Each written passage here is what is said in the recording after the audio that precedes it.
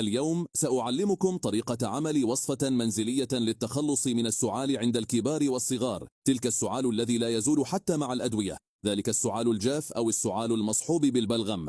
لنبدأ بهذه الوصفة. سنقطع البرتقالة إلى نصفين ونضعها في وعاء، ثم نضيف رشة ملح من النوع العادي. والآن نضيف ملعقة صغيرة من العسل الطبيعي أو العسل العضوي.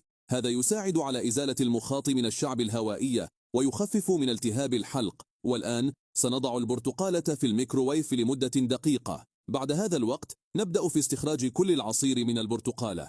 بينما نقوم بذلك أخبرني أدناه من أي بلد أو مدينة تتابعنا حتى أتمكن من إرسال تحية خاصة جدا لك. ثم سنحتفظ بها في وعاء بغطاء. يجب أن تتناول 3 ملاعق ساخنة من هذه الوصفة كل يوم حتى تتحسن. طعمها لذيذ وأطفالك راح يعشقوها. نراكم في الفيديو القادم. بالتوفيق والوداع.